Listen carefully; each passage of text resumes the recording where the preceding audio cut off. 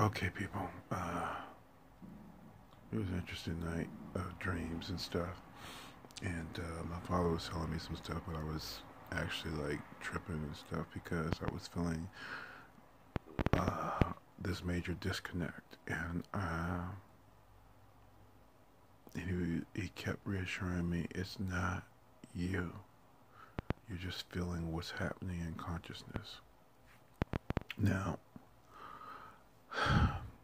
see, you want me to teach you something that I can't teach you because the thing is, I'm not doing it, he's doing it.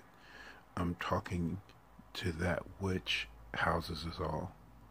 You know, what you say you talk to, but really, a lot of you don't talk to that which houses all. What you talk to is what you think houses us all, an aspect of spirit.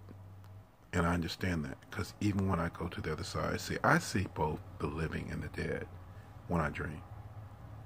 And I already know these people are dead because if I didn't attend that funeral, I got an announcement that, they have crossed over. And even if I did not get that announcement, but I got word of it later, sometimes they just appear in my dreams and I'm like, what are you doing here? And they'll tell me. And I'll see them actually doing something that basically is kind of fucked up. And it trips me out. And I'm like, okay, so when I come back into a conscious state, meaning the living state that we are aware of, that we call living, what we call life, these things that we savor, when we have our meals or cocktails and things of that nature, when we enjoy our friendships and our loved ones and, basically get pissed off at the world because they always talking about some stupid shit. Then I'm sitting there trying to process this stuff and I think that I'm like losing my mind because I'm trying to process this stuff. Which actually, I know it speaks to how I'm wired because that's why I actually think I was pretty good at my job as an accountant because even when I had my friendship with the lady who was training me and she was talking about how to decipher segments of a piece of the pie before you look at the whole pie, and when she said that, it clicked. And so I started doing that, and my job was that much more easier. And people couldn't understand how I knew all these aspects, but I understood the aspects because of that one tidbit, because that's how I was already wired to think, or predisposition to think. So here I am looking at all this stuff, and I'm feeling all this energy that's coming through because it is coming through still. And I was telling my father, I said, I really think I'm losing my mind. He's like, you're not losing your mind. You're processing. I'm like, I'm trying very hard. I said, I don't want to give people bogus information. He said, you're not. But see, this is what is interesting about mankind and his mate. We don't like uncertainty. I don't like uncertainty. I ask my father all the time, when is this going to happen? When is this going to happen? When is this going to happen? He ain't going to tell me. I'm going to tell you why. We exist outside the scope of that so-called knowledge because we are not him. Plain and simple. And I say him, and I wish you would stop thinking that when I say him, I'm making him a masculine form. It is not that he is a he or, like a she or whatever. Because those are just pronouns, people. It's a way to relate to something. So don't sit there and say, well, I don't relate to that now. Because if you look at what it's supposed to be, even like when you look at the tarot card, which is supposed to be like the emperor, that card speaks to the archetype. Yeah, it's like a archetype card. Basically, it's a structure card. It's about what is now comprising all the intersecting lines and whatnot. That's why I'm doing all this shit, which is stupid because of that. You would think I'm voguing or some shit, but I ain't doing that. Whereas the Empress is about the unconscious awareness of how these things begin to intersect.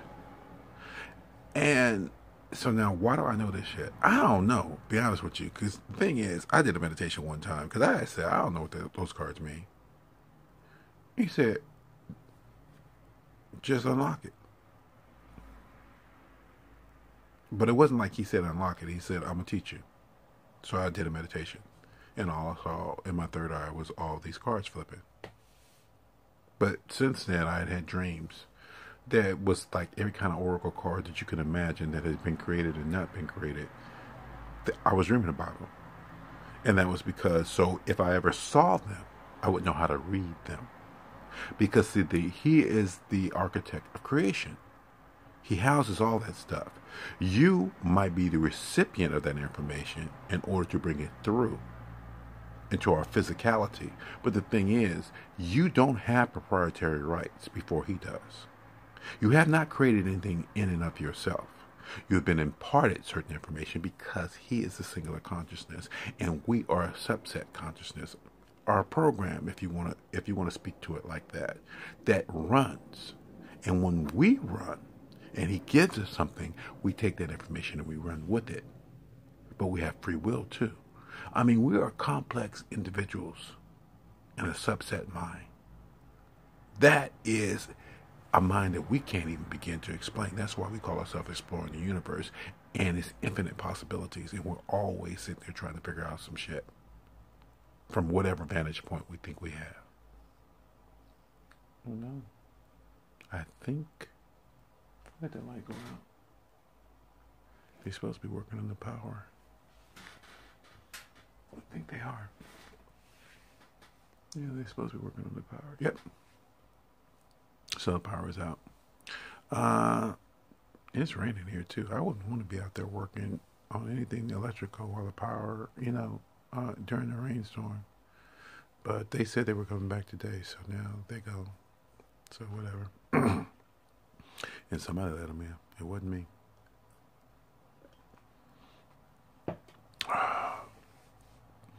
But anyway,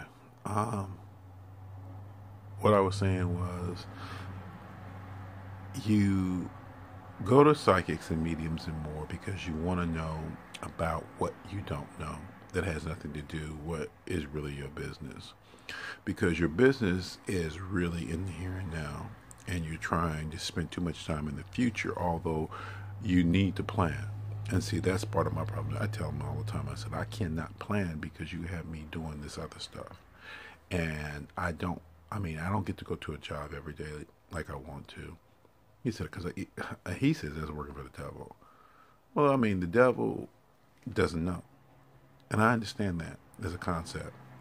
But the thing is, I ain't tripping off the devil because when I go to work, I work my hours and I expect to get a paycheck. But there are people that actually work their hours and never get that paycheck.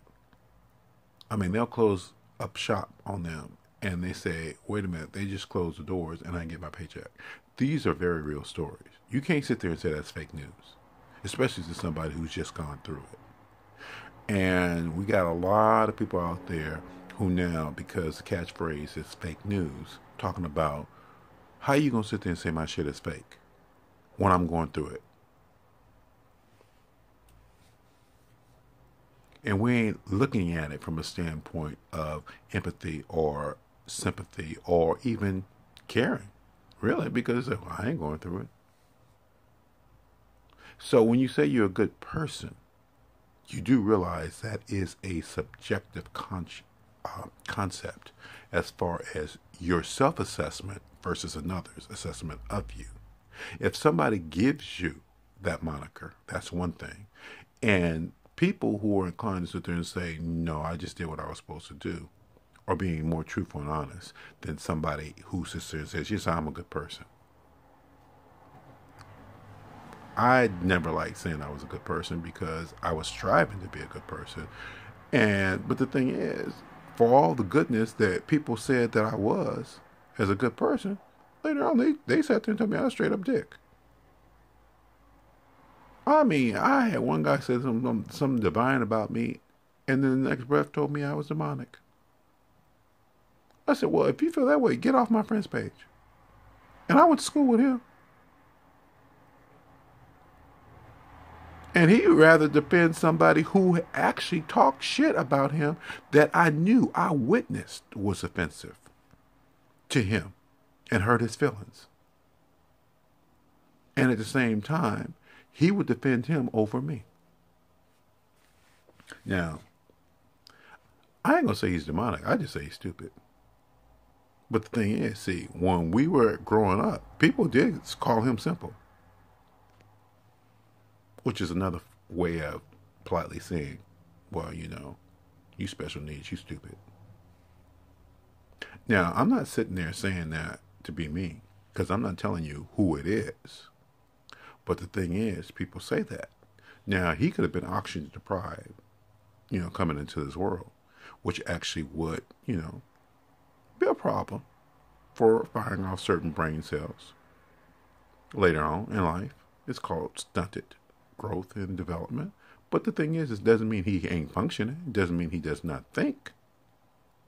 But at the same time, he doesn't understand all the choices he makes and how it impacts certain people. And I know that much too. I know he came into his sexuality late in life like everybody else did that we hung out together with. And he since accepts it. He has a boyfriend. They might have got married since then. I don't know, because we stopped being friends. And this shit happened because of somebody who he brought up. And he asked me a simple question. I answered him truthfully and honestly, and he got mad. Well, actually, he didn't get mad until afterwards when I said, why would you do that shit to me? Because you asked me had I seen him or talked to him, and I told you the last time I talked to him, he was high on drugs. And I couldn't deal with that. And then homeboy chimed in. And he wasn't on my friends list, but he was able to send me a message and talk some shit. And I said, nigga, I told you the truth. And our friendship goes too far back. And it was always adversarial, and it was always, basically like a form of competition. He thought things about me, and I didn't think anything about him other than I liked him as a person. He thought I was rich. My family wasn't rich. There are people in my family, like bloodline, that had money. But they said they worked for their money. So I wasn't even tripping off of that either. I had a conversation with my mother. I said, well, how come we ain't got a cabin up and blah, blah, blah? Because your father don't want to work for it. That's what she said. For others, they work together. Did they have their own share of family problems, within the our little family union? Yeah. Every time I turned around, somebody was going through some shit. Talking about some shit. Cousins, aunts, uncles, you name it. Doing all kind of scandalous shit. We never gone on to glory, so it's no big deal. But at the same time, it was a big deal, because it's like, why would they do that? That's just nasty. But they did it. And it wasn't like people didn't know they did it. They just turned a blind eye and deaf ear to it. And they still made it work. Did they part? I dreamed about a cousin last night, which was a trip. Because I was like, okay, girl, last time I saw you in a dream, you were in a fucked up place. But now here you are, and you ask me what I'm working on. I'm asking you a question and stuff. Well, I was answering the question. But it was a trip. But she basically was in the dream as an aspect to make me remember some shit. Because she had an affair with my uncle. My mother's only brother. He would come to town and they would always, kick it. I didn't know what they were doing. I found out later in life what they were doing. They were kicking it. She was married. But, her husband was having affairs too. But they owned property and stuff. And she was the one that told me. She said, everything we got, we worked hard for. I wasn't mad at her. But she was also messy. Because when I was home, before I left, she wanted to know shit about my sister. I'm like, why are you asking about her? If she's right around the corner, all you gotta do is talk to her. But she knew my sister would have cussed her out. So she's trying to be doing an end run. People are messy. That's just who people are. I'm not mad at you for being messy. I'm mad at you for sitting there telling me that you're a good person when you know damn well the shit you're doing is questionable. Does not make you a good person. It makes you questionable. I didn't wish any harm on that woman. I knew she wasn't long for this world. And when I finally got over there to see her, she said, I wonder how long it was going to take you to come around here to see me. I'm like, girl, I'm around the corner. All you do is come over if you really wanted to see me. Even though the phone was taken out, you could have came around that corner. You walk the neighborhood. Come on now. Knock on the door. Don't think that you have a loftier position because of your age that I'm supposed to come over here and see about you. What about my need?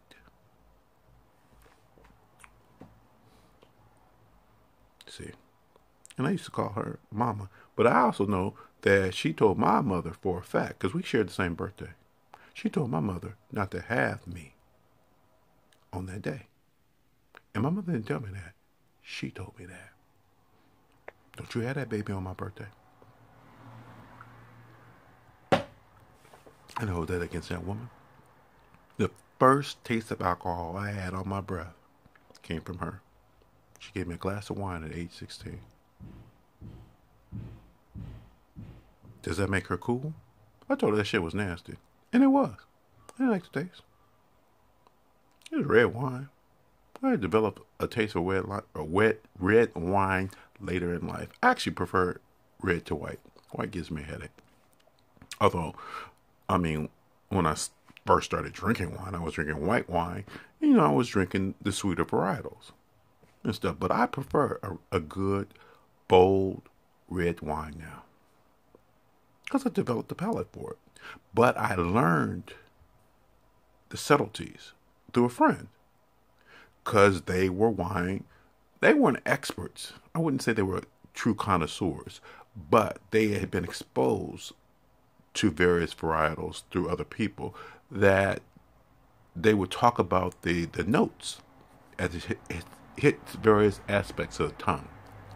And I would sit there and say, and they would describe it, and then I would go through it as I'm sitting there sipping. I'm like, I see that. Now, of course, you're getting drunk too. But at the same time, the thing is, after that, and then I started understanding about the pairings with various foods.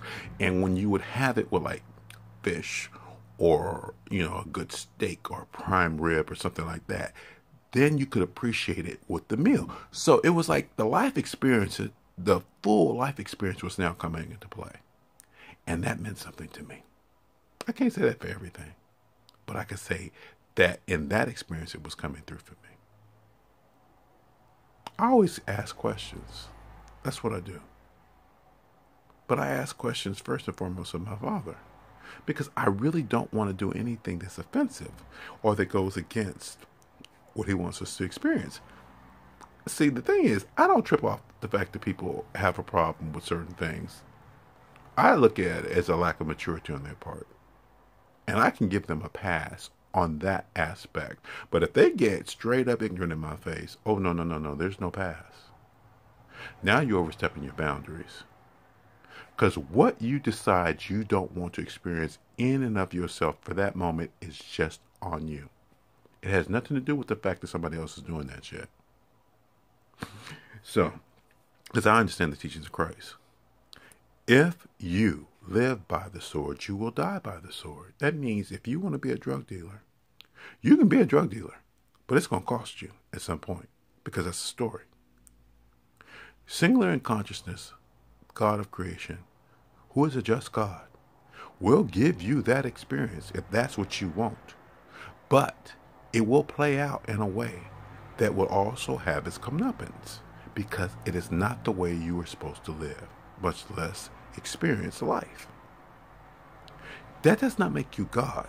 That makes you self-identified and self-knowing to understand that that is you in individualized expression that he gave rise to.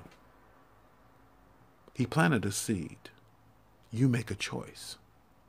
If you don't want to choose wisely, choose foolishly. But you're going to do either one, either way. Nobody can stop you from doing what you're going to do. Because you're going to do what you're going to do anyway. And then you're going to try and justify it. But in a collective consciousness of contrast, self-reflection, and more, you need to have those catalysts to bounce off of. Otherwise, you'll never know. You'll just be in your own head talking about, I have discovered it all. No, you haven't discovered shit. Much less with him. Much less with anybody else. You've only come to some kind of naive conclusion that you know some shit. That's the hard part. Having to live life amongst so many conflicting ideas and still being okay with who you are as you now experience your experiences opposite, alongside, pushing against, or working with that which is them. Okay, so I done said enough right now. I didn't turn this power off. I got my backup thing going, but what I ain't trying to do is just use up unnecessary power. I'd rather my phone be on idle. So I didn't give you as much I'm going to give you right now. In a minute, I'm going to take a walk. The rain is falling. Well, the air is clear. It's supposed to be clearing out this morning. So I'll take my walk and clear my head while they're working. And the house is kind of quiet because maybe he let people know. Because even this guy, he left late, but he finally did get up and leave. So I have this space to myself. Anyway, I'll talk to you later. Have a good day.